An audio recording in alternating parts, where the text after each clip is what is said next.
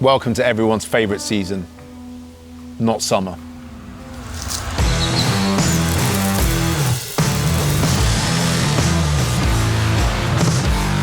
Hello and welcome to another episode of Embrace Your Outdoor Space. Although autumn is well and truly here in the UK, we need to close the shed door on summertime, and with it comes a little bit of responsibility and mowing maintenance. So welcome to our mowing maintenance masterclass. If you have a cordless lawnmower, there are a few things that you need to be mindful of before you put your mower into hibernation over the winter months, in order to make sure that when you return to it next spring and summer, it's in the best condition possible. That goes for both the mower and also your batteries, the most integral part. This is your engine, your powerhouse. We want to look after this and make sure this has a wonderful winter. So, this is a familiar scene. So many of us make our final pass on the grass and think, do you know what? Just sneak it into the shed, no one will notice. You'll notice next time you go to get it in the spring when this wet, thick grass has become an almost impenetrable paste stuck hard and fast to the inside of your mowing deck. Not only that, it's going to start allowing that moisture in that grass to get to work on all the key components of your mower. The underside here is where the blade is, it's where the bolts are. We don't want any moisture lingering on that metalwork. So now is the time to get rid of the green and get your mower clean. So what do you need in order to give your mower a bit of a manicure? Well, it's a box of tricks. Look at that, box of tricks. That's what you need, a box of tricks. Bye. Now in my box of assorted tricks are, firstly, gloves, safety first. My wife's best dessert spoon.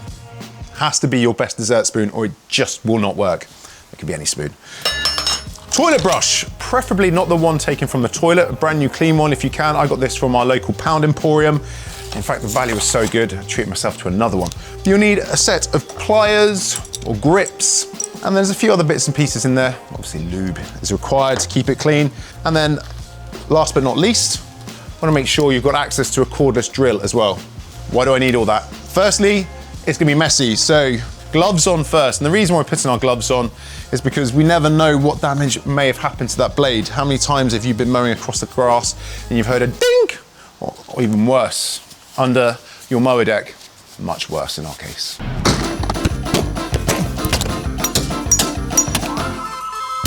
And that can cause nicks and damages to the surface of your blade. So if you are handling your blade, make sure you are wearing gloves. And then we're gonna need, on top of all of those requirements, a bucket full of soapy suds. Now we'll come to that shortly. We wanna remove as much of all of this as possible. Now, incidentally, if you have been mowing in the autumn months, you can make your final pass on the grass all the way up until probably mid-October. I would only mow in autumn if the weather is dry, preferably if you've got a good breeze, because that wicks away all that moisture on the surface of the grass. It makes mowing much easier. And here is my top tip. If you are going to make your final cuts on your lawn, do it on a higher setting than you normally would do. I like to leave my lawn to overwinter around about 3 to 4 centimeters. So mow all the way up through to the mid of October if you want, but bear those couple of tips in mind when you are making those final passes on your grass. Now, before we do any work on our mower, we want to make sure it's completely immobilized. So you want to remove the batteries from your battery carriage, and that way we're safe to work on it. Now, this is where the spoon comes in.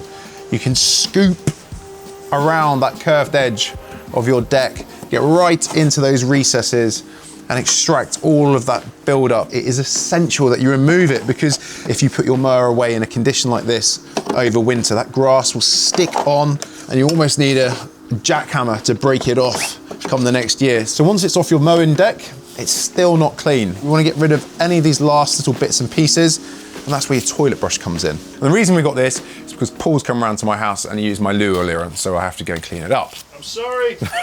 That curved shape and size of the brush allows us to agitate and remove any of that last fleshier material underneath our mower. Oh, so tiring on my arm. If only there was another way. There is. Grab your drill. Go. Oh. 1, 2, 3, go. 1, 2, 3, go. 1, 2, 3, go. Yes! The name's Brush.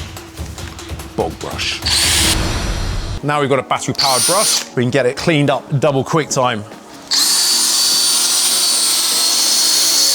Now we've got rid of most of the build-up on the deck. We still need to get in behind the blade. You make sure you're wearing gloves. You want to remove the blade, and that allows us to access just the underside of that. So firmly hold on. If you find that this is a bit stiff, you might want to use something like a ratchet set or something like that. And another thing as well that you might want to do is just give it a little spray of lubricant in advance. Give it a minute to 5 minutes or so, then return, and it should really help you in order to remove that locking nut. Essential, you always keep hold of things. I always put my nuts and bolts in safe spaces out of reach, and that way you know where they are.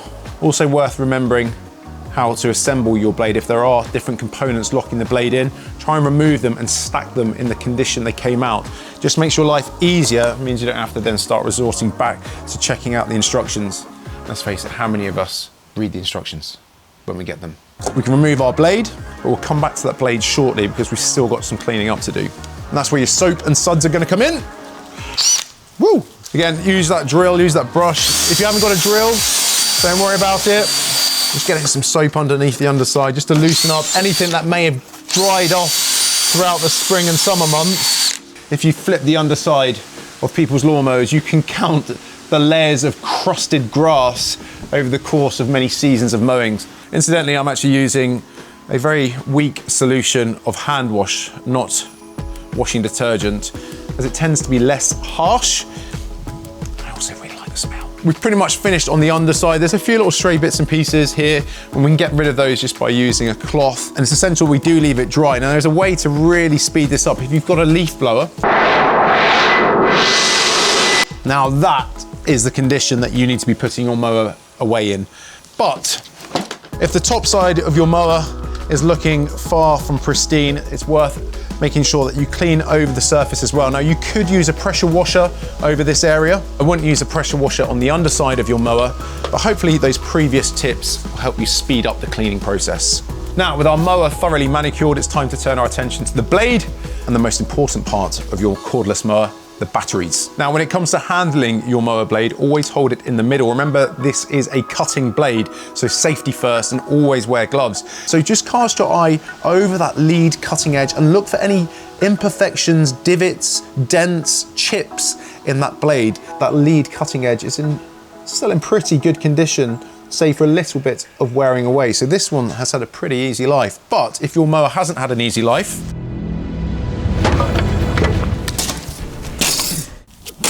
your blade may look a little bit like this. You can see here we've got a very obvious dent on that lead edge there. It's only small, but it makes a difference between a good cut and a great cut. And there's some burring here where it's obviously hit something rather solid. I wonder what that could have been. So how do we get rid of these? Probably the easiest way to sharpen your blade is to take your blade, put it in the car, drive down to your local garden or hardware centre and get them to sharpen it for you. But seriously, if you do want to do it yourself, it is very, very easy to do. And this is a standard kitchen knife sharpener. Very easy to use. You just pull along the lead edge, sharpening and refining that edge. If you don't have one of these, or if you want to speed up the process further, or as in our 60-volt mower, you've got a bit more damage on the blade, the quick and easy way to be able to remove those deviations, dents and burrs in your blade is to use our drill again. This time we don't want a brush, you want to use a drill file. Now these are available at most hardware shops. It's fairly inexpensive as well and compatible with most cordless drills. But if you are going to use these, it is essential that you clamp your blade into position first. That way you're operating as safely as possible, and also worth donning your eye goggles as well. Now all there's left to do is to return our blade back to its original position, and there's just a couple more tasks that we need to tend to before we can put our mower away for its midwinter sleep. Firstly, we want to make sure there is no chance of any moisture lingering on the surfaces of our mower.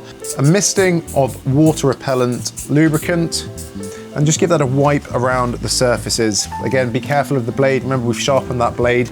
Remember to apply the same process around the top of the mower and anywhere where there's a nut or bolt or fixing. We want our mowers to spring into action next year when the season starts. Now we're almost ready to say goodbye to summer and close the shed door on another season of mowing. But I want to tell you a little horror story. Your mower sits there throughout the winter months. The shorter days descend, the longer nights, and something is stirring in your shed. It's getting very cozy on the underside of your mower. In those dark nooks and crannies lurks something with 8 legs, and webs appear. You return, full of the joys of spring, ready to embrace mowing, to find your mower festooned with cobwebs, and you shriek and recoil as your mower is almost teeming with life. Yeah, spiders like to live in your shed. 2 things that you can use in order to deter those 8-legged fiends from your shed. 1, horse chestnut. Now these emit a very strong scent, and apparently spiders are very put off by the scent of chestnut oil. So you can get some chestnut oil, or tea tree oil is a great deterrent as well. Place those strategically around your shed in order to ward off unwanted visitors. Now in here I've added a little bit of tea tree oil, a very, very small amount. I'm just gonna add it to a cloth and just give it a gentle wipe over my mower in order so that scent emits all winter long.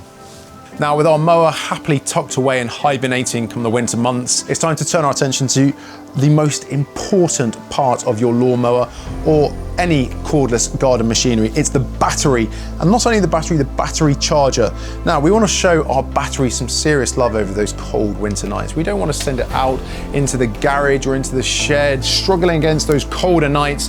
The optimum temperature in order to store your batteries over winter is room temperature. And what you're going to do is charge your batteries to full, and you're going to bring them in for those cold winter months. If you have obviously got more than 1 batteries, make sure they're spaced apart away from each other, a minimum of 30 centimeters, so keep them on different shelves if possible. The reason you're going to keep them fully charged is to keep those cells primed in top condition, ready to leap into action come the spring months. So fully charge, bring them in, show them some love, don't send them out into the cold. Now, what about our battery chargers, especially if you've got more than 1? They're going to take up a heck of a lot of precious storage space in your home. So you're free to send these off for a winter sleepover with your mower. So in order to make sure that your battery charger is well looked after, you want to give it the perfect little bed in which to sleep. So we're going to tuck it in. Mysterious bags of powder. Little pillows, Paul. I have to make sure it's got a nice soft blanket.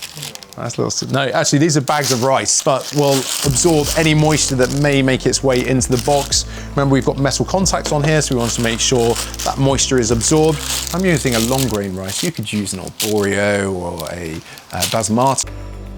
But a little bag of rice, boiling the bag of rice because those apertures will allow that moisture seep into that rice, and it keeps our battery charger protected and nestled away for those long, cold, damp winter months.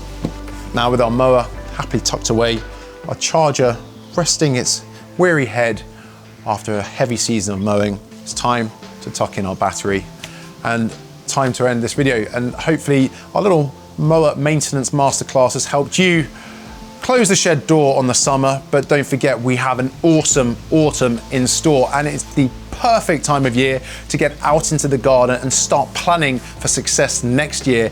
And if you're looking to upgrade your arsenal of gardening tools and to make autumn as awesome as it possibly can be, don't forget to check out the link at the end of the video.